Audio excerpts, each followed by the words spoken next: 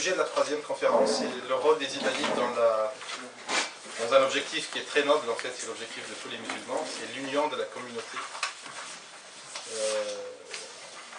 Donc, presque toute la littérature ibadite, depuis l'imam Jabir al-Buzayd, en fait, il y a un appel continuel, permanent, de regrouper tous les musulmans sous la même étiquette, sous la même dénomination, sous le même drapeau, j'allais dire.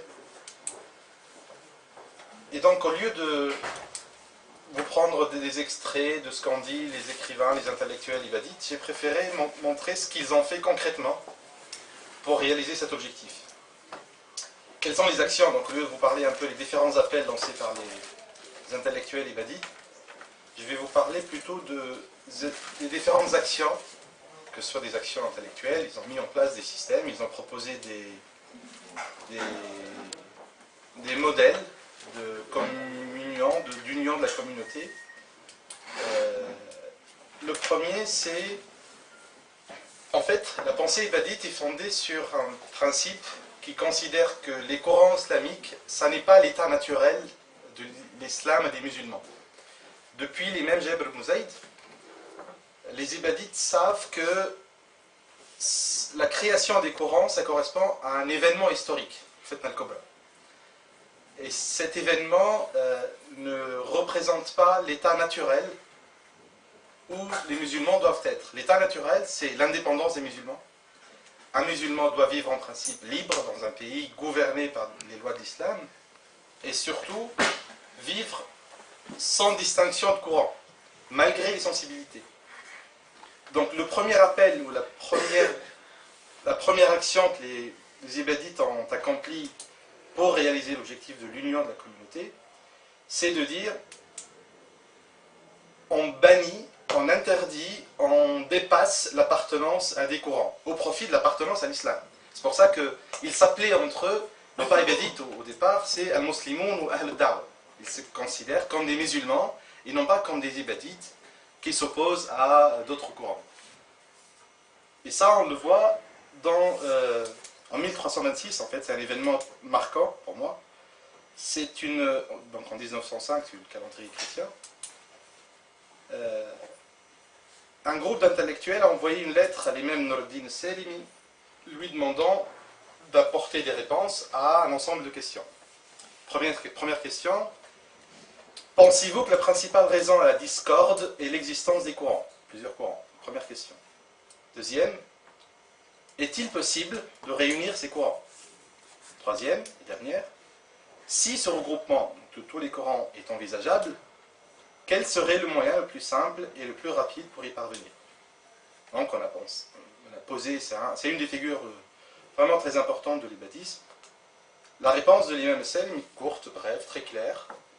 À la première question, il a dit ceci.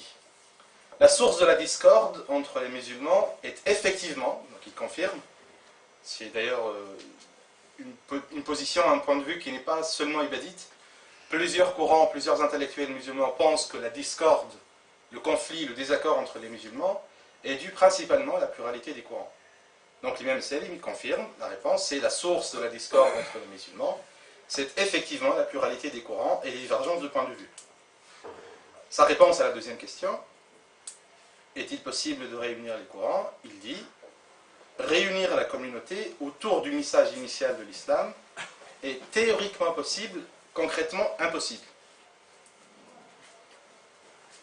Troisième réponse à la troisième question, il dit ceci, la méthode la plus simple pour l'union, c'est d'appeler les gens à abandonner les étiquettes de tel ou tel courant au profit de la seule étiquette de l'islam. Il y a deux remarques qui me semblent très intéressantes, deux conclusions que l'on peut tirer de ces trois réponses. La première, c'est quand il dit c'est théoriquement possible et concrètement impossible.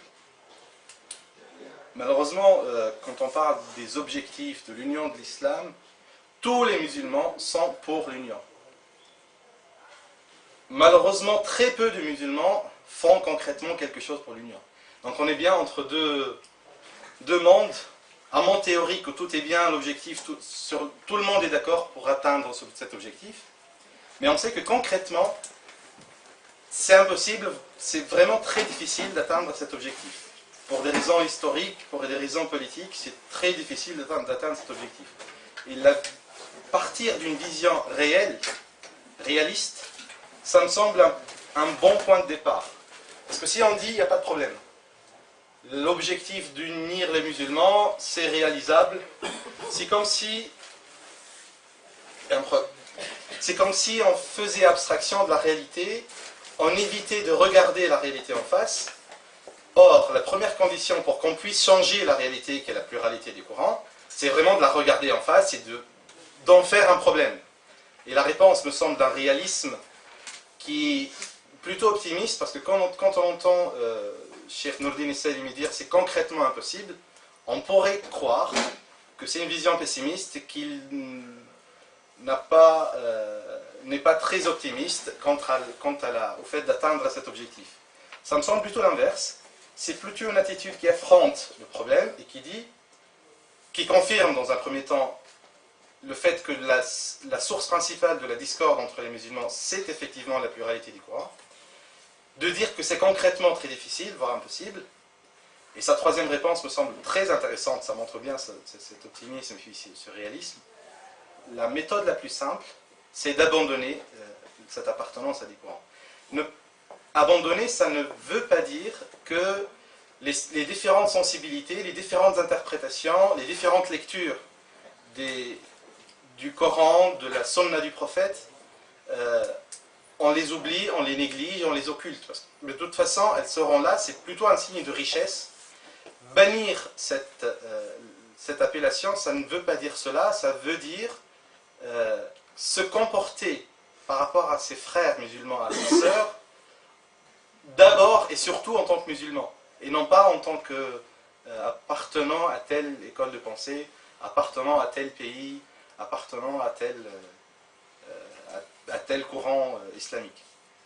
Première action, ça me semble, c'est les deux conclusions que l'on peut tirer un peu de la réponse de l'imam Salimi, c'est cet appel permanent de bannir l'appartenance à un courant au profit de l'appartenance à l'islam.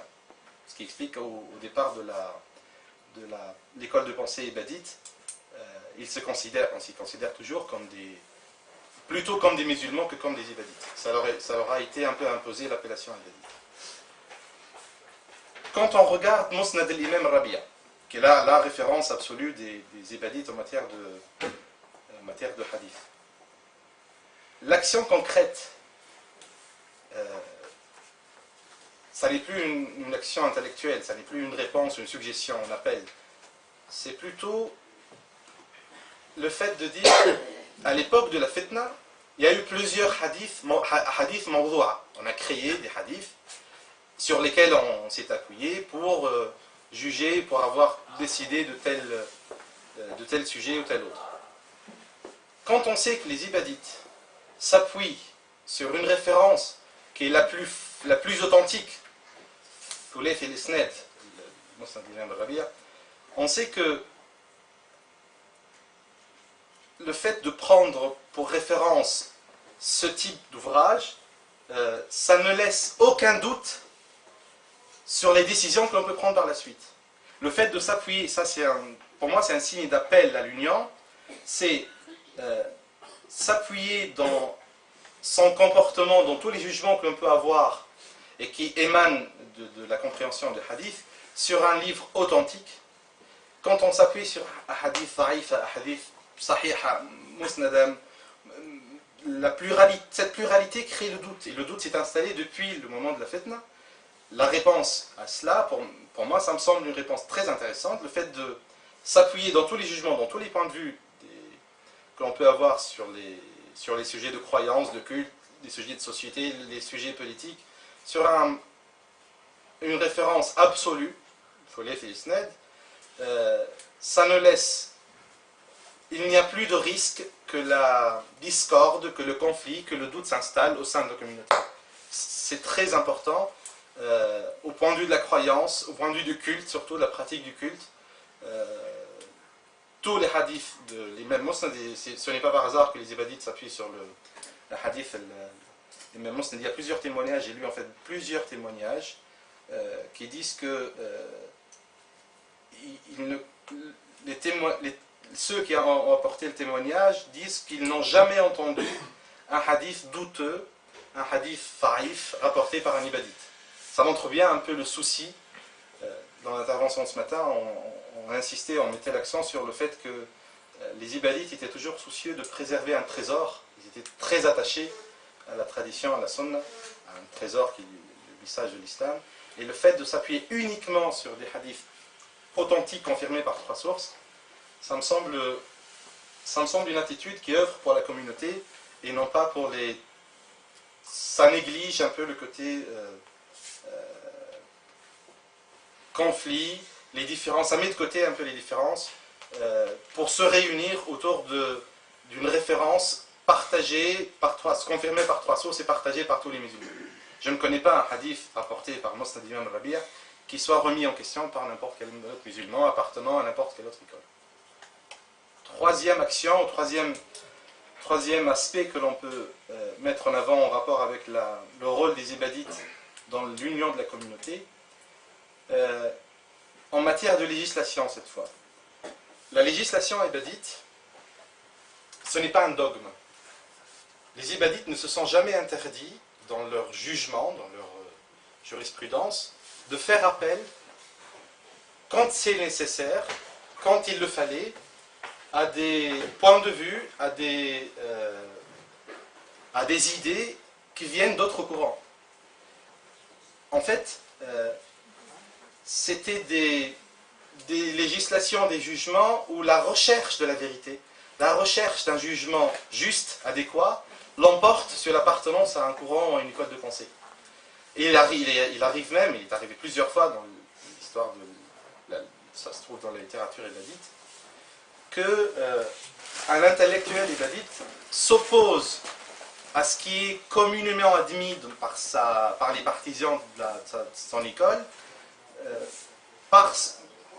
de s'opposer, de se réclamer d'une autre école. Par exemple, Cheikh Ahmed ibn Hamad al-Khalili cite dans un de ses ouvrages que Ibn Baraka, un intellectuel ibadite normain, ayant vécu au 4e siècle de l'Hégire, à plusieurs reprises, il a pris des positions, il a défendu des opinions en matière de législation islamique qui étaient complètement en désaccord avec ce qui était admis par la plupart, par la majorité des ibadites. Ça n'est pas un défaut, ça n'est pas un point négatif. Le fait de contredire la majorité ou la plupart des intellectuels ibadites, dans la démarche de l'ibadisme, ça n'est pas un défaut parce que la recherche de la vérité, c'est elle qui conduit l'entreprise de chercher le jugement, chercher la vérité. Ça, c'est une spécificité qui me semble ibadite parce que quand on consulte les autres courants, il y a très rarement dans l'histoire des écoles Madhab al-Hanbali, Madhab al-Shafi'i, Madhab al-Maliki, il y a très peu d'exemples où les intellectuels s'opposent à ce qui est admis par les partisans de la même école. C'est très rare. Or ça, c'est arrivé plusieurs fois, c'est arrivé souvent qu'un intellectuel ibadite s'appuie dans ses législations, dans des sujets qui se rapportent au mariage, qui se rapportent au divorce, qui se rapportent aux jeunes, à la pratique du culte. Plusieurs intellectuels ibadites se sont opposés, n'ont pas craint de s'opposer à ce qui est admis par la plupart des partisans de leur école. Et puis, on ne peut pas parler de l'union de la communauté vue par les ibadites sans parler d'un principe fondamental instauré ou mis en place par le Cheikh Ali Yahya Ma'mar. Il disait dans plusieurs de ses ouvrages, un principe, c'est al-ma'rifa at-ta'aruf wa al-i'tiraf. Connaître, faire connaissance et reconnaître. Il disait que, il définissait le fait, la première, il y a 3 temps, il y a une évolution, un principe à 3 moments. Il y a même une évolution je vais essayer d'expliquer ça, il y a une évolution dans ce principe. Al-ma'rifa, c'est quoi? C'est avec la connaissance de l'autre, chacun comprend un peu le comment et le pourquoi. Comment l'autre fait la prière et pourquoi. Comment l'autre applique tel et tel principe de l'islam et pourquoi. Premier principe, c'est le ma'rif. Deuxième principe, donc là, on est du point de vue de n'importe quel musulman qui va aller à l'encontre de l'autre. Le deuxième, c'est ta'aruf. On situe la responsabilité des deux côtés. Faire connaissance. Avec la connaissance mutuelle, tout le monde participe ensemble. Je suis en train d'insister sur la spécificité ibadite. Quand on dit que les actes d'adoration, salat, saoum, le hajj, le zakat, etc., ça c'est un signe de l'union, sans aucun doute. Aucun musulman ne fera l'objection sur aucun des actes d'adoration, disant que ça ne signifie pas, ou ça n'est pas une des manifestations de l'union. Le hajj, c'est une des manifestations de l'union, tout le monde s'habille de la même façon, tout le monde pratique le culte de la même façon, salat pareil, le zakat pareil, etc. Ce qui différencie un peu les ibadites, c'est d'avoir instauré un concept, c'est le système, la proposition de Cheikh Ali Yahya Amr, qui dit il y a des différences dans la pratique du culte. Il y a des gens qui prient de telle et telle façon. Ce matin, on a dit que dans la pratique du culte, les ibadites avaient un certain nombre de positions, un certain nombre de pratiques un peu différentes. Au lieu de s'accuser, de s'incriminer, c'est un peu la tendance naturelle. Au lieu de dire pourquoi ils prient comme ça, c'est contraire au principe de la religion, c'est contraire à la sunna, etc. Si on connaît pourquoi ils le font, si on connaît la justification et sur quel hadith ils s'appuient, il y a un premier obstacle qui est un premier pas qui est franchi. On n'est plus dans l'accusation, on est plutôt dans la connaissance, dans le savoir. Maintenant, dans le même système de Ali Yahya Amr, quand il dit faire connaissance, les deux sont responsables. Un ibadite et un non-ibadite vont faire une rencontre, et de cette rencontre va découler véritablement cette union. Tout le monde, parce que théoriquement tout le monde sait que les actes d'adoration c'est une des manifestations de l'union. Personne n'essaie de la concrétiser. Personne n'a proposé de vraiment se rencontrer ou faire connaissance. Troisième principe, c'est ta'aruf.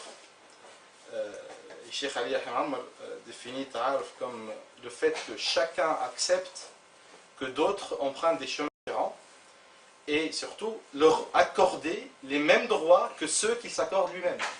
Reconnaître à un ibadite le droit de prier différemment, de faire zakat différemment, de croire que dans l'au-delà, la notion de vision, il faut la comprendre à un sens symbolique, et non pas au sens physique, on crée roya, c'est plutôt l'attente. C'est reconnaître un droit de différence. Aujourd'hui, on n'arrête pas de dire l'islam, c'est une religion qui n'est pas tolérante, où on appelle, où les gens, pour essayer de s'excuser un peu, on appelle à la tolérance, etc. Je pense que la reconnaissance, ça va au-delà. Vous connaissez tous l'intellectuel Tariq Ramadan qui dit quelque chose de très juste à propos du concept de tolérance. C'est un concept assez négatif. Tolérer quelqu'un, c'est comme si on se positionnait au-dessus par rapport à lui. Je tolère qu'il fasse tel. Généralement, on tolère que les enfants agissent de telle ou telle façon. Donc dire que les musulmans se tolèrent, il y a une connotation qui est assez négative. Dire qu'ils se respectent, c'est déjà un premier pas. Et je pense que l'élément fondamental pour installer une relation de respect, c'est le premier principe, c'est connaître. On ne peut pas respecter, c'est même un principe qui régit un peu les relations, le découpage aujourd'hui, de l'ensemble des disciplines. Qui respecterait mieux un grand mathématicien, si ce n'est un mathématicien comme lui, un petit, je vais dire. Qui comprend le mieux, ou qui respecte le mieux un très grand médecin, un très grand chirurgien, si ce n'est un jeune étudiant en médecine qui partage au moins la même appartenance, les mêmes objectifs, les mêmes ambitions, etc. Connaître, c'est un premier pas, c'est vraiment préparer le terrain pour une rencontre, faire connaissance, et pour installer du respect. Donc, évitons plutôt de parler, c'est pour ça que Cheikh Ali Yahya Amr savait très bien de quoi il parlait, il ne parlait pas de tolérance ni de respect. Il a installé un système avec 3 temps, connaître, faire connaissance et reconnaître. Et au bout du système, il y a vraiment, donc on part de celui qui va faire connaissance. On situe la responsabilité des deux côtés, faire connaissance, c'est le ta'aruf. Et puis on situe dans un dernier temps la responsabilité de l'autre côté, reconnaître le droit à la différence et accorder, par définition, dans le principe de l'i'tiraf, accorder les mêmes droits que l'on s'accorde soi-même, ce qui présuppose un effort, un très grand effort, non pas de tolérance, tolérance c'est un positionnement assez n'est pas équilibré, reconnaître le droit à la différence, c'est plutôt une posture d'humilité. Celui qui reconnaît et fait un effort sur soi pour tolérer qu'il y ait d'autres avis, d'autres positions. Je vais essayer de récapituler un peu le rôle des ibadites dans l'union de la communauté. Et ce matin, je vous disais que, au départ, quand j'ai lu l'histoire de la naissance du Coran ibadite, et on a rappelé ça ce matin, le Coran ibadite a vécu en clandestinité presque la majorité de son histoire, il a vécu en clandestinité. À tout moment, dans tous les livres, quelle que soit l'époque où ils ont été écrits, les intellectuels ibadites appellent toujours à l'union. Quelqu'un qui lit ça et qui met en parallèle la situation marginale des ibadites aurait tendance à croire qu'il s'agit d'une stratégie, qu'il s'agit d'un choix, disons, à des fins politiques. Dans la mesure où, puisqu'on est marginal, puisqu'on est marginalisé, puisqu'on est pourchassé, on a le statut plutôt de dissident, très rare, ce sont les fois où les ibadites ont pris le pouvoir, comme Dawla Rostomi, la Firmen, on aurait tendance à dire que l'école de pensée ibadite a développé une stratégie consistant à réintégrer la communauté musulmane par un appel qui serait politiquement correct. Ça n'est pas du tout fidèle à la pensée ibadite. La pensée ibadite est fondée sur une appartenance authentique au premier message de l'islam et sur cette vision réaliste qui consiste à dire il y a eu dans l'histoire de l'islam un événement qui a créé les courants, les écoles de pensée. N'ayons pas la mémoire courte, revenons à la source, revenons à l'état naturel des musulmans, un état où les musulmans sont indépendants et libres, et ne s'accusent pas, ne sont pas étiquetés en tant qu'ibadites, hanbalites, chéférites, etc. Donc ça n'est pas une stratégie. L'appel à l'union dans toute la littérature ibadite, très peu d'intellectuels n'ont pas parlé de ça. Tous les intellectuels ibadites, presque tous les intellectuels ibadites ont appelé à l'union, ont montré, comme d'autres intellectuels dans d'autres écoles de pensée, ce qui les différencie, c'est que ça n'est pas une stratégie, ça ne correspond pas à un discours normé, un discours politiquement correct, c'est plutôt né de l'esprit même de l'école de pensée ibadite, qui est une école authentique, une école qui revient à la source, une école qui s'appuie dans ses jugements sur une référence absolue qui ne soulève aucun doute. Ils n'ont pas été emportés par la vague au moment de la fête de al-Kubra, par la vague qui consistait à poser, à inventer des hadiths pour se justifier telle ou telle attitude, pour justifier tel ou tel comportement de tel ou tel chef politique. C'est presque les seuls à n'avoir jamais osé inventer, accuser, incriminer, ce qui fait que leur histoire, ça n'est pas une histoire politique. Au sens, il y a eu des négociations à une certaine époque, à un certain moment de l'histoire. Ça a toujours été une école, une histoire intellectuelle, une histoire littéraire.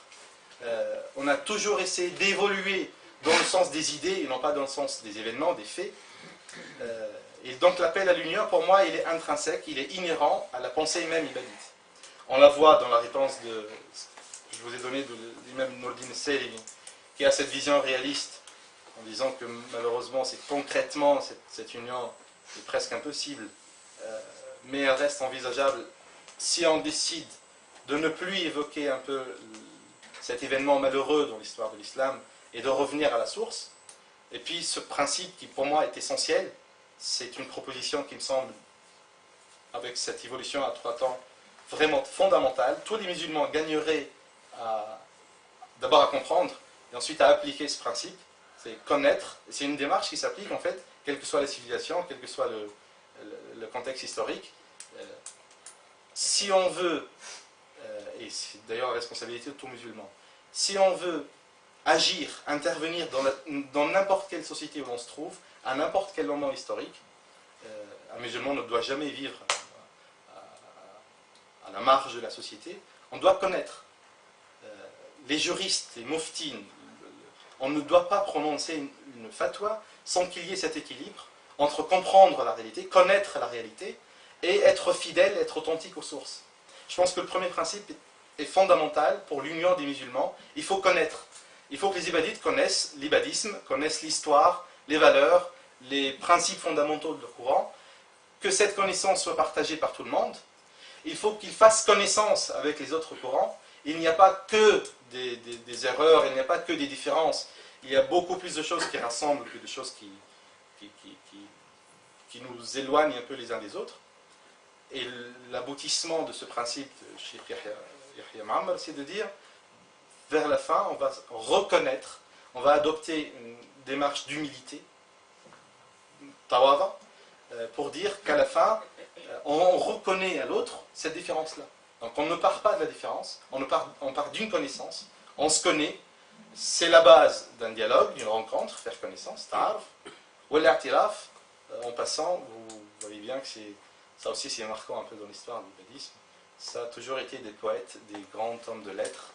Nordin Selmi, c'est un grand poète, Amr Khalif Anemi, c'est un grand poète, des hommes de langue, des vrais arabophones, Ma'rifa al-i'tiraf al-ta'aruf, il a résumé tout le concept avec une même racine. Pour les jeunes qui s'intéressent à la langue arabe, je pense que dans le principe verbal même du concept, il y a toute la culture, toute la pensée ibadique qui conforme dans la lettre arabe et dans l'esprit musulman. C'est un principe qui est vraiment arabo-musulman, par la langue et par l'esprit.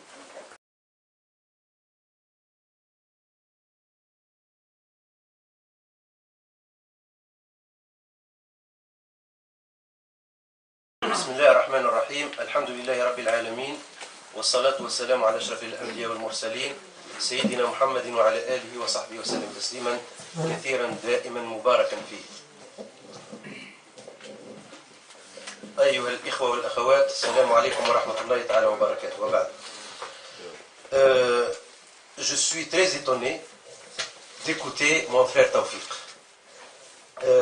Premièrement parce que c'est une preuve d'ouverture. Et il a pratiqué, il a mis en pratique le principe de Cheikh Ali Yahya Mu'ammar. Le frère Tawfiq, c'est quelqu'un qui vient de découvrir l'ibadisme. Et pour nous, c'est une chose très importante d'écouter quelqu'un qui parle de nous, quel que soit le résultat de ses recherches. L'essentiel, c'est pas qu'il vienne nous jeter des fleurs, l'essentiel, c'est pas qu'il nous vienne dire des bonnes choses, mais l'essentiel, c'est de nous présenter sa pensée, le fond de sa pensée sur l'ibadite. Quel que soit le résultat, on est d'accord ou on n'est pas d'accord, l'essentiel, c'est qu'il a montré une certaine objectivité, une certaine ouverture d'esprit, et c'est ce qu'on cherche, c'est ce qu'on demande, et ça doit être réciproque entre nous et tous nos frères musulmans, quelle que soit leur opinion, quel que soit leur courant de pensée. Donc, je suis très étonné, je suis très heureux d'écouter, et vraiment, c'est une autre lecture. C'est ça la richesse. Ma lecture ne sera jamais la sienne. Et je découvre comment quelqu'un peut nous enrichir, peut nous présenter des choses qui vont nous aider dans le bon sens et dans l'intérêt de tous les musulmans. Par cette lecture, ces parallèles qu'il a fait entre l'histoire et l'actualité, comment exploiter la pensée ibadite dans la vie actuelle des musulmans, sans arrière-pensée négative. Cette pensée ibadite qui se base, bien sûr, il a choisi, c'est son droit de choisir les thèmes, les sujets, les exemples, etc. Mais je fais une synthèse et je réponds à certaines questions. Cette pensée ibadite est fondée par l'imam Jabir ibn Zayd. Parce que, d'après la question que j'ai posée, Jabir ibn Zayd n'était pas seulement un rapporteur de hadith. Jabir ibn Zayd était un rapporteur de hadith, était un chercheur, un savant qui découvre, qui comprend à sa manière les hadiths et qui met ces hadiths et sa compréhension du Coran dans la vie quotidienne des musulmans. Ça, c'est très important. Parce que dans l'histoire de la pensée islamique, comme vous le savez, il y a le courant de ce qu'on appelle l'école du hadith. C'est une école qui se base sur le texte seulement, sans réfléchir. Et il y a l'école de la logique, qui se base sur la raison, l'école de la raison. Jabir a réuni les deux, a fait le mariage entre les deux, et c'est là le fondement de la pensée islamique. Et comme il vient de le dire, donc si chaque musulman fait comme a fait Jabir ibn Zayd dans la recherche de la science et dans la mise en pratique de cette théorie, parce que l'islam, la base de la pensée islamique, quand le frère Tawfiq a choisi certains exemples de fondements de la pensée islamique, on peut les résumer sur une phrase. Chez les ibadites, islam égale foi plus pratique. Heureusement, cette formule islam égale foi plus pratique est réapparue pour la première fois en 1967 ou 1968 quand il y a eu en Algérie donc, des congrès de la pensée islamique.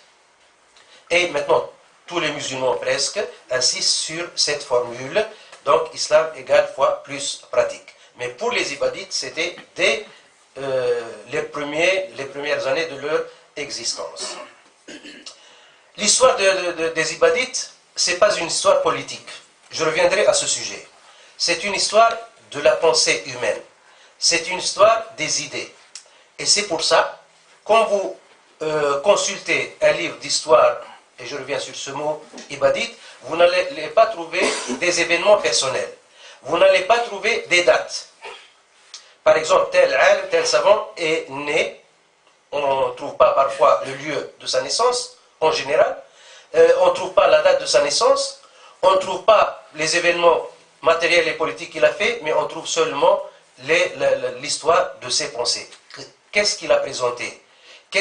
Comment il a contribué dans l'édifice de cette pensée islamique? Ça, c'est très important. Parcourez tous les livres de l'histoire ibadite et vous allez trouver Kitab Siyar al-Shamakh et vous allez trouver une vingtaine de dates sur 500-600 pages, etc. Donc ça, ce n'est pas un livre d'histoire. Et d'ailleurs, on ne trouve pas une histoire officielle par exemple, de la dynastie Rostomide. Toutes les dynasties ont leurs historiens officiels. La seule dynastie qui n'a pas un historien officiel ibadite, c'est la dynastie Rostomide. Celui qui a écrit une chronique sur l'histoire de la dynastie Rostomide s'appelle Ibn Saghir al-Maliki. Donc, il n'est pas ibadite. On ne trouve aucun livre d'histoire ibadite. Tous les livres qui parlent de l'histoire s'appellent Kutub Siyar. Sira, c'est comme ça repris de la vie du prophète sallallahu alayhi wa sallam. On ne trouve pas Tarikh Rasoul sallallahu alayhi wa sallam. On trouve Sirat Rasoul sallallahu alayhi wa sallam.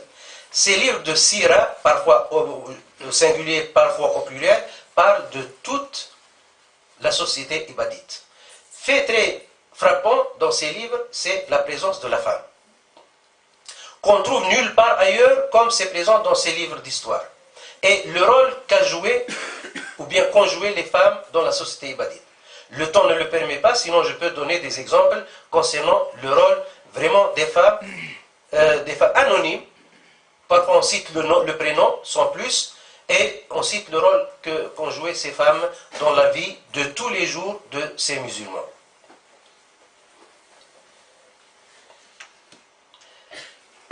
Pour les principes fondamentaux, donc, il a choisi quelques principes, mais qui se résument autour de la pratique. Parce que pour les ibadites, on ne peut pas imaginer une théorie sans pratique. Et c'est pour ça qu'ils ont mis en œuvre, en pratique, tous les principes, toutes les idées. Par exemple, dans la vie politique. Des questions qui sont revenues, mais il y a une question intéressante à poser. Pourquoi, par exemple, Nizam al-Azzaba, l'organisation des Azzaba, on la trouve seulement au Maghreb et pas au Mashriq? Question. Pourquoi dans l'Oman, maintenant, il n'y a pas d'Azzaba? Pourquoi en Oman, par exemple, comme l'a écrit Rabesh, un historien des Émirats Arabes Unis, qui a fait sa thèse de doctorat ici à Paris, sur la démocratie omanaise? Pourquoi cette démocratie qui a vécu presque 12 siècles? Bien sûr, avec des hauts et des bas. Ça, c'est quelqu'un de neutre aussi, parce qu'il n'est pas ibadite, mais il a écrit ça et il a été étonné par la longévité de cette démocratie musulmane qui se base sur l'imama, et parfois certains imams qui se transforment en rois, etc. Ça, il y a le positif et le négatif dans cette vie, mais c'est très intéressant à étudier et c'est très intéressant à lire cette étude qui a été faite sur la démocratie omanaise. En Afrique du Nord, il y a l'Azzaba. Et même l'Azzaba, c'est très intéressant de voir comment la pratique des Azzaba et qui n'est pas la même à Djerba, ou bien Omza, ou bien Jabal Nafous. C'est-à-dire, ces gens-là s'intègrent selon les contextes, selon l'environnement sociopolitique. À Djerba, par exemple, les Azzaba ont vécu à côté des gouverneurs. Ces gouverneurs sont désignés par la dynastie pas fatimide, hafside, et puis ottomane. Il y a donc l'organisation d'Azzaba d'une part et les gouverneurs d'autre part. Ce qu'on ne trouve pas à Omza. Pourquoi? Ce qu'on ne trouve pas à Jabal Nafousa. Jabal Nafousa, il y a seulement les Azzaba, mais pratiqués d'une autre manière qui s'intègre à la vie actuelle de tous les jours de Nafousa, qui n'est pas la même à Djerba. Pourquoi? Parce que l'île de Djerba, à partir du XIe siècle, a été convoitée par les chrétiens. Les croisades à Djerba ont commencé au XIe, XIIe siècle. Donc il faut s'organiser d'une manière à confronter, à défendre leur île. Les croisades de Djerba, surtout la guerre, les croisades et la guerre du XVIe siècle, Xe siècle de l'Hégire, n'est pas moindre que les croisades menées par Salah ad-Din en Palestine. Lire exactement les détails, les conséquences, etc., vous allez voir la profondeur, vous allez voir l'importance de ces croisades qui ont été gagnées par les Djerbiens malgré leur faiblesse, malgré leur minorité par rapport à ces chrétiens. Est-ce que c'est politique ou c'est pas politique? Après la chute de Tehat, 3e siècle de l'Hégire, les savants, les ulama des Ibadites en Afrique du Nord ont dit stop à la dynastie, stop à un État. Et il y a une formule en arabe, si vous êtes deux à vous réunir, l'ennemi va essayer de vous tuer. Donc il ne faut plus se réunir sous un État. Quelle est la formule qui va réunir les sociétés ibadites de l'Afrique du Nord? Ils ont trouvé, grâce à Abu Zakaria Fassil ibn Abi Miswar, on a de sa descendance, et son adepte Abu Abdullah Muhammad ibn Bakr al-Yahrazni, al-Farsata'i, pardon, ont inventé cette organisation unique au monde. Mais cette organisation, comme dit un des ulama, Cheikh al-Azzaba bimanzilati al-imam al-adili. Donc le cheikh de Azzaba est au même rang que l'imam juste. C'est-à-dire, il contrôlait tout. Il contrôlait tout, mais sans avoir le titre d'un État. Sans montrer une certaine menace aux États qui vivaient en Afrique du Nord, et surtout la dynastie fatimide. Et ces gens-là contrôlaient, par exemple, à titre d'exemple, contrôlaient les routes du commerce entre le Sahara, entre l'Afrique subsaharienne et l'Afrique du Nord et l'Andalousie. les routes du commerce étaient contrôlées par les Azab, sans exception. Lisez par exemple Jean de Vis, un historien français, qui est allé, un petit détail, vraiment il a fait des recherches très approfondies. Il a montré même, quand ces routes sont contrôlées par les Azab, donc il y a une certaine sécurité, l'or passe facilement en Espagne. Et le dinar omeyyade, quand il y a cette sécurité, pèse plus que le dinar omeyyade quand il n'y a pas de sécurité. Donc il y a un manque d'or et le dinar pèse moins. Imaginez à quel point ces Azab ont joué ce rôle. Donc c'est un rôle économique, politique, social, culturel. Point de vue de la culture, par exemple, c'est la première fois qu'ils ont inventé des écoles, des universités qui se déplacent. Ce sont les universités qui vont à la recherche des étudiants et non pas le contraire, grâce à fondateur du Nizam al-Azab, le Cheikh Abu Abdullah Mohamed ibn Bakr, et de là il est appelé le Cheikh Mohamed Saih, c'est-à-dire celui qui voyage beaucoup. Point de vue du rôle des ibadites dans l'Union, beaucoup de questions qui sont posées. Mon frère Tawfiq a donné l'exemple de Cheikh Salmi, mais je peux donner un exemple en parallèle. Cheikh Salmi était l'ami de Cheikh Mohamed Tfaish. Cheikh Tfaish a donné le titre de Nour-Din, la lumière de la région à Cheikh Salmi, et Cheikh Salmi a donné le titre Cheikh Qutb Laïma, le pôle des imams. Et Cheikh Salmi, un exemple pratique dans l'union des musulmans. Vous savez, avant l'arrivée de la dynastie saoudite, chaque école juridique a un mihrab au sein de la Kaaba. Malikite, Hanafite, Hanbalite, Shafi'ite. Ça, c'est une division de la nation ou pas. Et Sharif Mecca a proposé à Cheikh Tfaish, quand il a accompli le pèlerinage, il s'est présenté, etc., il dit, voilà, moi je suis prêt à vous donner un mihrab aux ibadites. Est-ce que Cheikh Tfaish a accepté ou pas? Il n'a pas accepté. Il a dit, nous, on n'a pas besoin de ce mihrab parce que ça accentue la division entre les musulmans. Voilà un exemple. Autre exemple, un des adeptes de Cheikh Tfaish s'appelle Cheikh Suleiman al-Barouni, de la Libye, de Jabal Nafousa. Vous savez que Cheikh Suleiman al-Barouni était le premier à fonder une république au sein du monde musulman.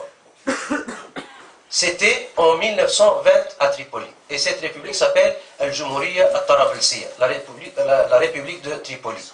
Et il a fondé un journal, Asad al-Islam, en 1909, pour appeler les musulmans à se réunir et à oublier ces discordes entre eux. Voilà un exemple aussi pratique du rôle des ibadites dans l'union de la communauté. Fait très important que mon frère Tawfiq a soulevé, c'est chez les ibadites, il n'y a pas de sacralisation. Il vient de nous donner des exemples des ulama ibadites qui critiquent leurs frères ibadites, qui critiquent parfois leurs ancêtres. Pourquoi? Parce qu'il n'y a pas de sacralisation. Que ce soit pour les personnes, que ce soit pour les faits et les événements. Donc, chez nous, ce qui est sacré, c'est la parole de Dieu, en premier lieu, et puis les hadiths, les vrais hadiths, les hadiths justes du prophète sallallahu alayhi wa sallam. À part ça, il n'y a pas de sacralisation. Toute personne a le droit de critiquer les paroles de l'autre. Bien sûr, il y a une différence entre critiquer, mais tout en respectant et tout en se respectant.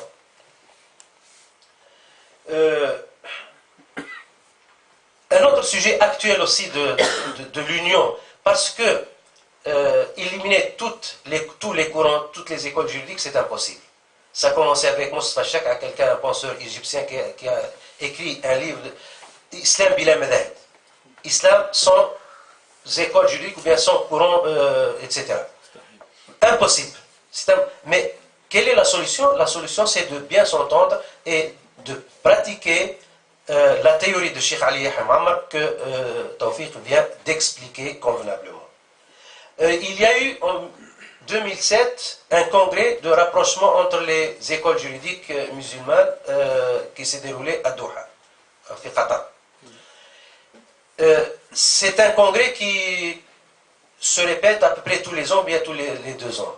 Mais ce sont les organisateurs qui jouent un rôle dans la convocation, dans le choix des personnalités. En ce moment-là, c'était un très grand congrès Et les patriotes, donc Aïcha al-Manna'i qui était responsable, c'est une femme qui était responsable, a dit textuellement aux Romanais, donc, essayez d'être nombreux pour jouer le rôle de pompier. C'est textuel. Pourquoi? Parce qu'elle s'attendait à une confrontation entre, parenthèse, entre sunnites et chiites, et les ibadites doivent jouer le rôle des pompiers, essayer de mettre un certain équilibre entre, et c'est effectivement ce qui s'est passé. Donc ils ont toujours un rôle à jouer, et sans être exclus et sans être niés de l'appartenance à l'islam. Voilà donc cette synthèse.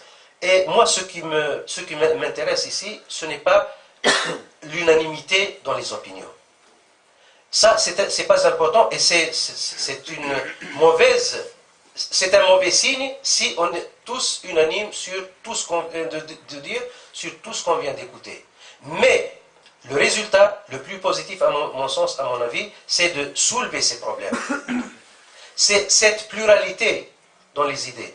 C'est ce droit à la différence, à être différent de l'autre, même supposons que nous sommes tous des ibadites, mais chacun doit garder sa liberté, son droit à être différent de l'autre, bien sûr, dans certains détails, bien sûr, parce que sur les principes, on est tous d'accord, on est tous des musulmans, on est d'accord sur les fondements et les principes de l'islam, mais sur ces détails, sur quelques détails, on a le droit d'être différent.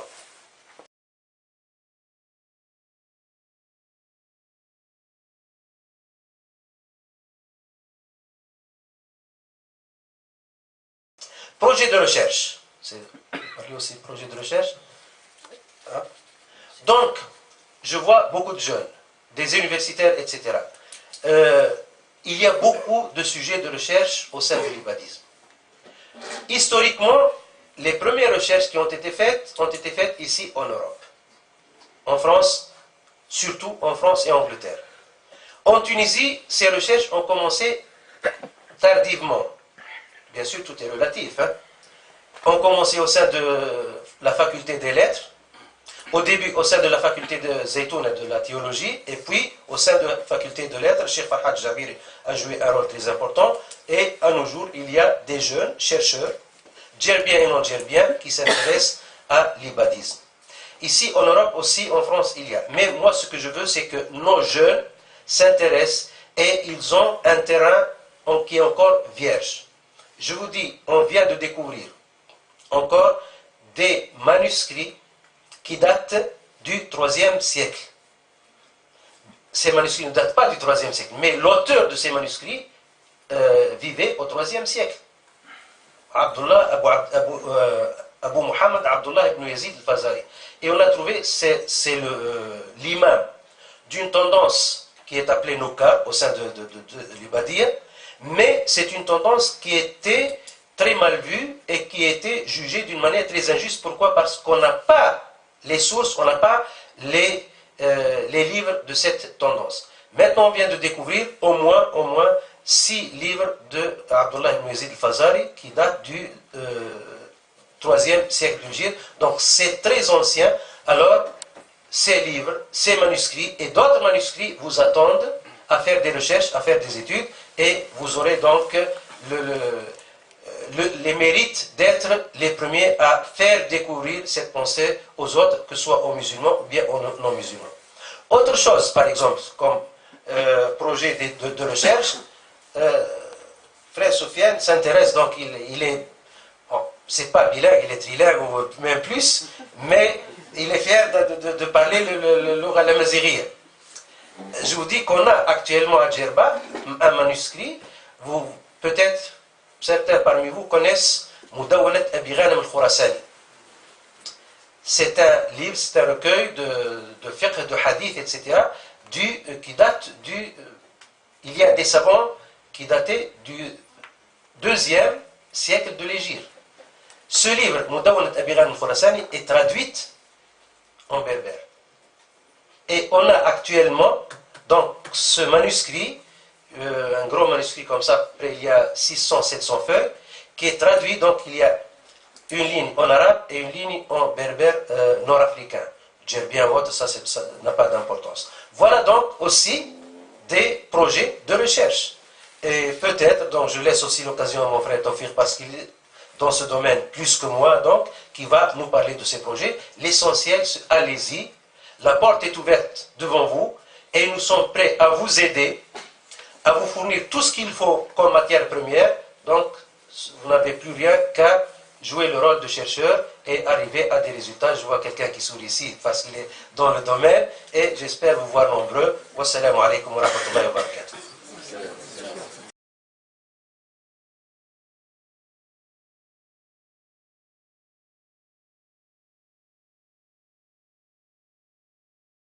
On enchaîne sur la traduction du texte ibadite. Et vous avez reçu ce matin ou cet après-midi un sac avec 3 livres dedans. Donc, Page glorieuse de l'histoire de Djerba de Saïd Barouni,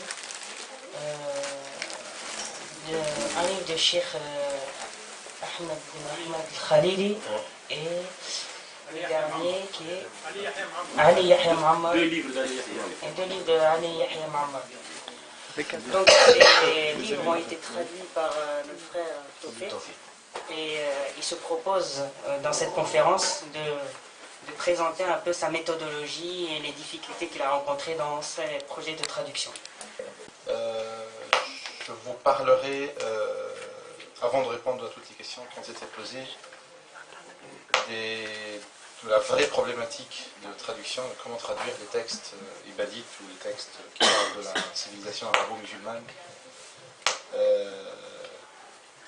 vais essayer d'être bref et surtout clair, parce qu'il y a beaucoup de points qui susciteraient éventuellement des interrogations.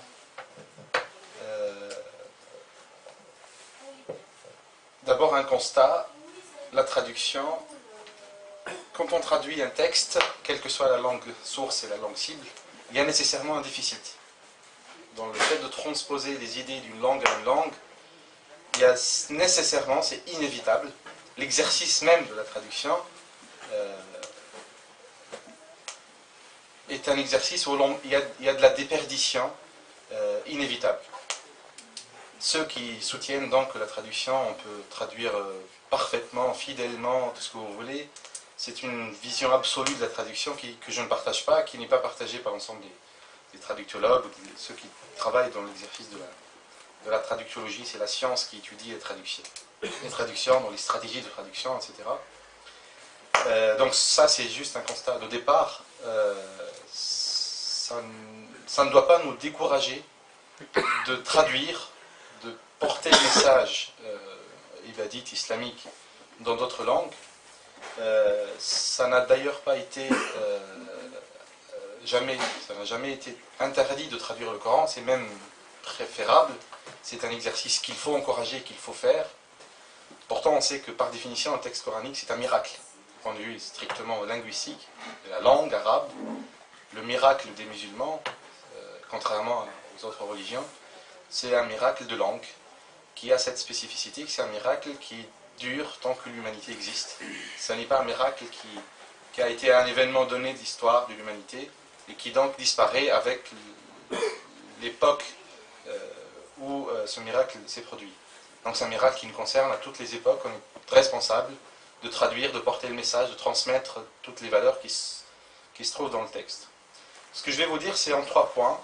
D'abord, le choix de traduire doit être dicté par le public auquel est destinée la traduction. On doit avoir cette conscience, c'est un exercice très délicat, très important, de s'interroger sur dans quel contexte, à qui on destine, à qui on parle quand on va traduire un texte, et à plus forte raison quand c'est un texte historique, quand c'est un texte religieux, où les difficultés sont encore plus importantes. Les textes ibadites ou les textes islamiques de façon générale, donc c'est une difficulté qui concerne un peu la traduction des textes religieux de l'arabe vers le français ou vers d'autres langues que le français. Certains ont fait le choix de ne pas traduire tous les termes spécifiques à l'islam. Zakat, salat, djihad, sharia, fatwa, tout ça, c'est même la pratique la plus dominante. Certains ont fait le choix de transcrire dans un alphabet latin, si on traduit dans une langue qui utilise cet alphabet, dans un alphabet grec, etc., de ne pas traduire. Vous trouverez des livres qui parlent de salet, et chaque fois où on fait mention de salet, on écrit salat, S-A-L, etc. Zakat, pareil. Personnellement, je ne partage pas cette solution-là, ce choix-là. Il a deux inconvénients qui sont...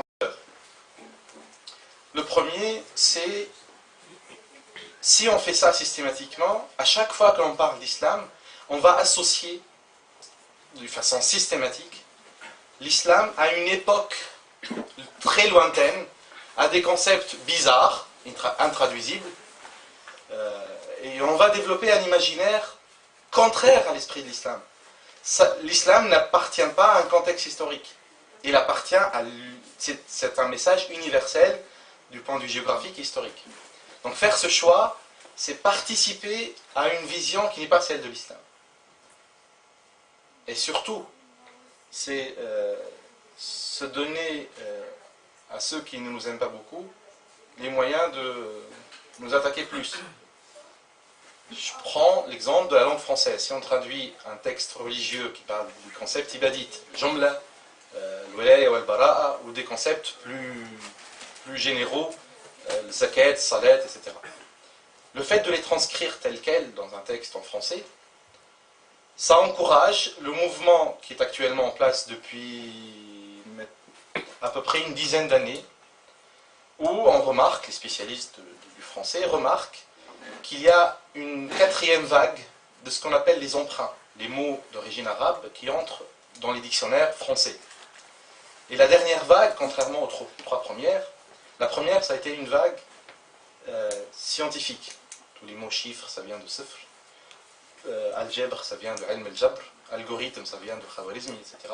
C'est une époque dominée où l'âge d'or de l'islam, cette époque-là, a donné tous les concepts que la civilisation européenne ou française n'avait pas. Donc ils étaient obligés, comme nous, on est obligés aujourd'hui, on n'a pas le mot, on n'a pas dans la langue arabe le mot Internet, donc on est obligé de le transcrire.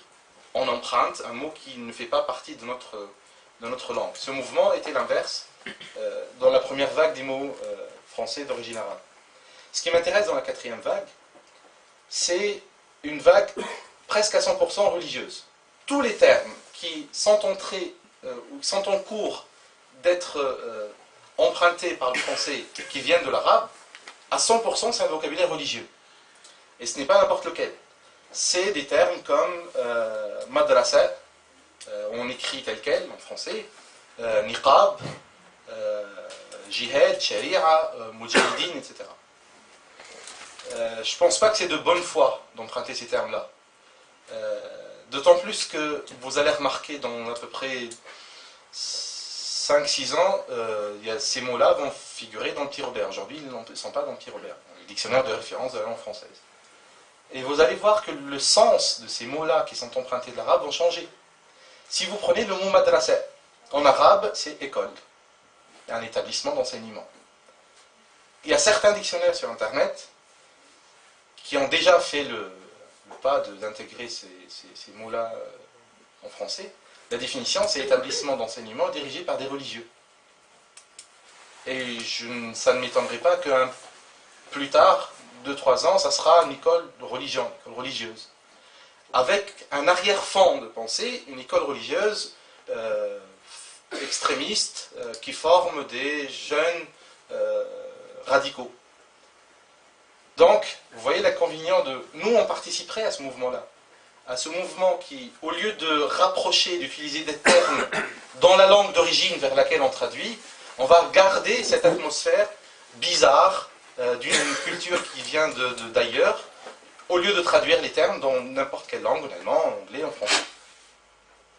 Un autre exemple qui m'intéresse beaucoup dans cette dernière vague, c'est Mujahideen.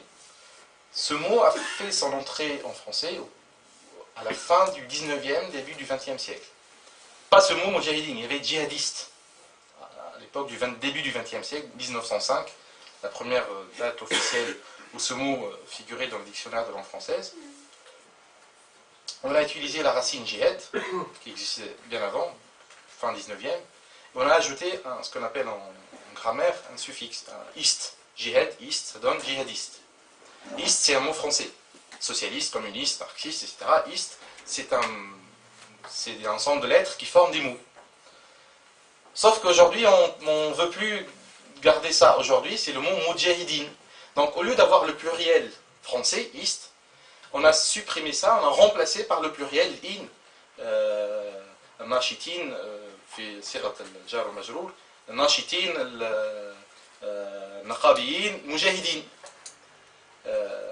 pour insister encore plus sur le caractère bizarre, peut-être même dangereux, en tout cas qui ne fait pas partie de la culture, de la langue française en l'occurrence, et ça me semble un mouvement qui n'est pas en notre faveur, qui ne sert pas l'islam, qui est hostile à l'islam.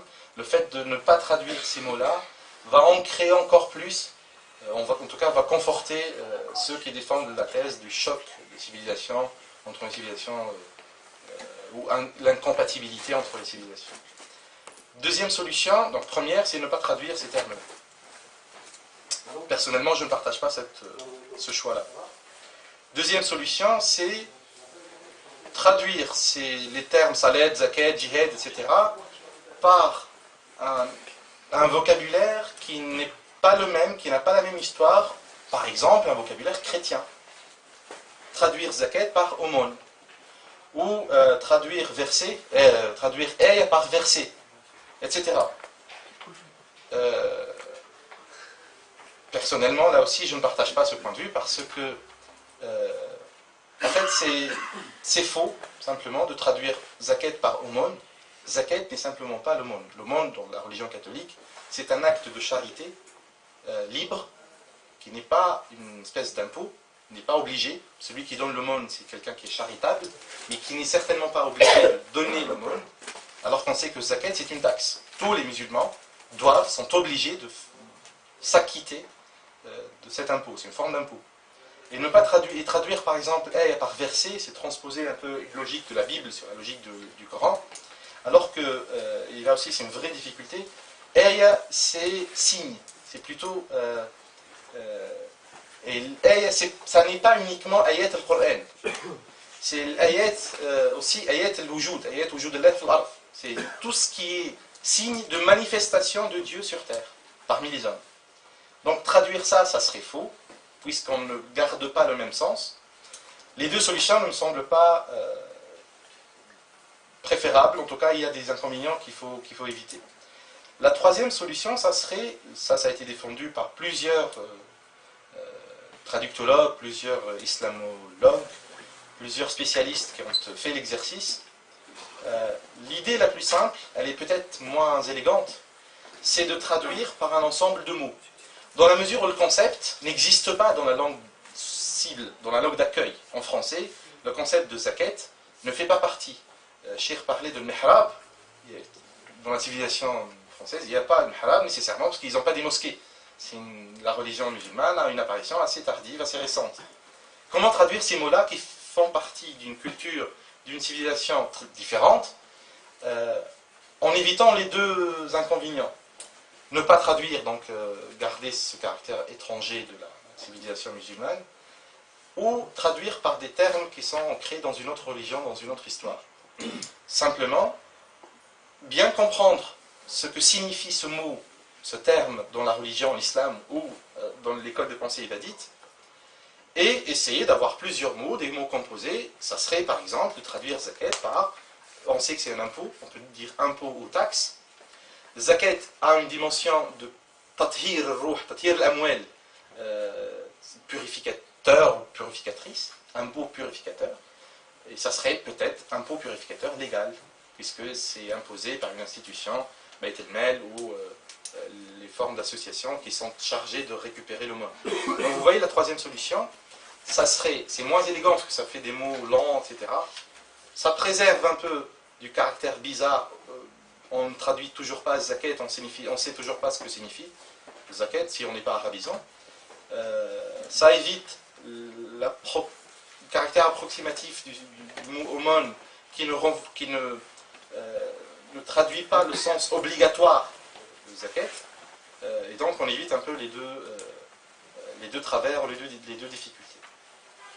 Ça, c'était la première observation concernant le choix de traduire. Comment est-ce qu'on traduit des termes qui appartiennent au vocabulaire de l'islam, au vocabulaire de l'ibadisme, en évitant de ne pas traduire, ou de traduire avec un vocabulaire qui ne garde pas le sens d'origine. Maintenant, la difficulté que personnellement j'ai eue quand j'ai traduit les différents livres des intellectuels ibadites, c'est que c'était des concepts. En fait, les concepts, généralement, les notions, les idées propres à l'ibadisme, pour les désigner, on emploie les mots de tous les jours. Par exemple, al-jumla, c'est un mot ordinaire. Alors, al-jumla a un concept bien déterminé quand on traduit un texte ibadite. Quand on traduit le terme jumla dans n'importe quel autre texte, c'est un mot de tous les jours. On peut traduire par phrase, formule, énoncé, discours, tout ce que vous voulez. Quand on traduit un texte ibadite, il faut savoir, donc l'exercice de la traduction implique un exercice encyclopédique, j'allais dire, de vraiment découvrir ce que signifie ce mot dans un ouvrage ibadite, et faire le choix, comme pour la zakat, de traduire les implications. Jumla, c'est un discours qu'on prononce explicitement, qui implique aussi un certain nombre d'actions. Il y a aussi dans le terme jumla une autre difficulté propre à l'arabe. L'arabe a cette particularité que le sens des mots se trouve dans la forme. Prenez jumu'ah, ça va être le jumu'ah. Quand on traduit simplement par la prière du vendredi, on n'a pas le choix, on traduit par la prière du vendredi, parce que c'est comme ça. Mais dans le jumu'ah, il y a le jama'a. La racine, les trois consonnes, jay ou mim ou a, contient déjà cette idée que la prière du vendredi est nécessairement une prière collective. Je ne peux pas faire la prière du vendredi seul. Je ne peux pas traduire ça. C'est un déficit, je vous parlais au début de l'intervention, du déficit. Je ne peux pas, malheureusement, le français n'a pas cette particularité de signifier quelque chose rien que par l'association des consonnes et des voyelles. Le jumla, je peux traduire par formule, par énoncé, pratique. Je peux avoir plusieurs mots. J'ai toujours le déficit parce que le jumla fiha al-ma'na al-ijmal. Le jumla, c'est quelque chose de global. Là aussi, la racine de trois consonnes, j ou mim ou la, signifie l'ijmal ou le jumla quelque chose qui est global. Donc, dans la définition même, dans la formation même du mot jumla ou mot jumu'ah, il y a une part de sens qui est nécessairement perdue. Il faut qu'on soit conscient et que dans le texte qu'on traduit, on trouve le moyen de ne pas perdre cette idée, d'être vraiment fidèle au texte. Troisième ou quatrième difficulté, quand on traduit les textes ibadites. Par exemple, les textes qui parlent de ru'yat Allah, tanzih Allah, subhanahu, sifat Allah. Quand on parle précisément du sujet de ru'ya, le discours que l'on traduit défend une idée ibadite selon laquelle, dans l'au-delà, les croyants, les musulmans, ne vont pas voir au sens physique Dieu. Et ce discours montre comme argument, donne comme argument des versets coraniques. Quand on traduit ça, en fait, c'est déjà une décision. On est obligé, quand on traduit ça en français, de choisir ou bien on traduit par le verbe voir, regarder, voir, ou par attendre. Le fait de traduire, c'est déjà, on se positionne déjà, est-ce qu'on est fidèle au texte ibadite, ou est-ce qu'on est en contradiction avec le texte ibadite. Donc il faut faire très attention, quand on traduit les versets coraniques par rapport à un discours, il faut que l'on fasse attention sur pourquoi ce verset-là est cité. Quelle est l'idée dans laquelle, ou quel est le paragraphe, quelle est l'idée pour laquelle on a utilisé ce verset-là. On ne peut pas le traduire sans que l'on sache pourquoi il figure dans le texte. Une autre difficulté qui se rapporte aussi à ça, c'est quand le texte parle justement pas l'opposition, de l'existence de plusieurs points de vue pour l'interprétation des versets ambigus, l'ayat al-mutashabihat. Et ce matin, je vous ai donné un certain nombre d'exemples. Par exemple, le discours qui avance ce verset-là est un discours qui dit, voilà, deux points de vue. Ceux qui disent, Ibn Taymiyyah par exemple, dit que le habl doit être interprété au sens concret physique, alors que la pensée ibadite dit que le habl c'est de prendre au sens, ce qu'on appelle en grammaire, métaphorique, c'est un sens symbolique. Ce n'est pas véritablement une corde, une câble, c'est par une image, c'est le pacte qu'un croyant musulman fait avec Dieu. C'est la relation entre le croyant et Dieu. Et là, on est obligé, quand on traduit le texte, un texte ibadite, de donner les deux traductions. La traduction mot à mot, cramponnez-vous tous ensemble, au câble de Dieu. Mais on est obligé de préciser que c'est une traduction littérale. Littérale, c'est terme à terme, mot à mot. Et on est obligé, pour être fidèle au texte d'origine, le texte ibadite, qui lui s'oppose justement à cette traduction-là, l'interprétation d'un ibadite, parce que traduire c'est déjà interpréter, c'est de dire que ça n'est pas cramponnez-vous au câble, il n'y a pas de câble, c'est attachez-vous fortement au pacte, ou cramponnez-vous, au pacte de Dieu. On est obligé de donner les deux traductions pour être cohérent avec le texte et préciser, donc donner les deux traductions, c'est la première chose à faire, nécessaire pour l'exercice de la traduction, et obligé d'expliquer que la première traduction, ça n'est pas celle-là qui constitue le point de vue ibadite. Vous voyez que, pour résumer, il y a 4 difficultés pour la traduction. D'abord, c'est un exercice fondamental. Il faut que les musulmans le fassent, soit, je ne dis pas qu'il faut que tout le monde prenne un livre et le traduise, simplement, il faut qu'on sache que nous sommes tout le temps affrontés à d'autres cultures, d'autres langues, d'autres civilisations, et qu'on a un devoir religieux de transmettre nos idées, de transmettre nos valeurs. Contrairement pour les 3 religions monothéistes, la définition même d'une religion, c'est un message à transmettre. La seule religion qui a dévié à ça, c'est le judaïsme, n'est plus une religion au sens, elle ne cherche plus à des adhérents à la religion. On ne devient pas juif. On devient catholique, on devient musulman.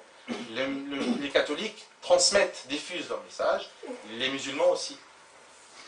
Donc c'est simplement une spécificité du judaïsme. La définition même de la religion, c'est essayer de transmettre. L'exercice de la traduction, c'est en conformité totale avec cet objectif de transmettre dans d'autres langues quelque chose qui appartient à une histoire particulière et à une religion particulière.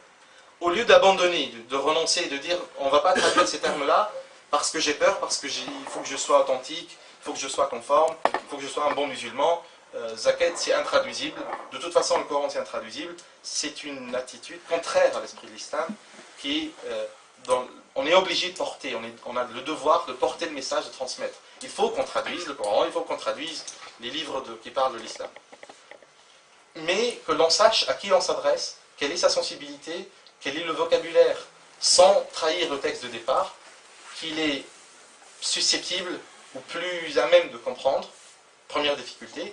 Deuxième, il faut qu'on sache, il faut bien entendu qu'on maîtrise très bien les règles de la langue arabe. Je ne dis pas qu'il faut qu'on devienne grammairien en sens arabe, mais il faut qu'on sache quelles sont les spécificités de la langue arabe et la langue vers laquelle on traduit. Sinon, on ne peut pas traduire. Un traducteur n'est pas simplement un homme cultivé qui connaît les deux langues ou qui les parle. C'est quelqu'un qui doit avoir cet exercice sur la langue, surtout quand le texte parle de lui-même. Je vous ai donné l'exemple où un texte ibadite parle du texte. Il parle de l'explication du nadara, le verbe arabe nadara. Je ne peux pas traduire ça si je ne sais pas que c'est un verbe. C'est un verbe qui a plusieurs sens. Premier sens, nadara ila shay'i, regarder, voir, sens physique, percevoir quelque chose.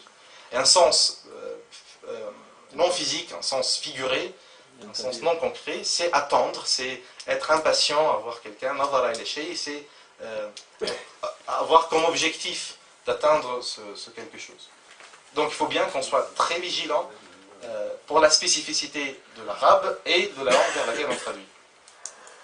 Et puis, quand le texte est très compliqué, comme le texte ibadite, compliqué surtout quand il parle, quand il oppose, quand il détaille, développe deux idées, l'idée ibadite, l'explication ibadite du texte et l'explication littérale, l'interprétation littérale du texte coranique. Là, on est obligé, non pas seulement de traduire, mais d'expliquer ce qu'on a traduit. traduire le sens littéral de habl, câble, et traduire le sens, et là on est fidèle à la pensée ibadite, au sens de pacte de Dieu. Ceci dit, donc il faut qu'on soit très attentif au caractère délicat, très sensible de la traduction. On a un devoir de transmettre, mais il faut qu'on soit...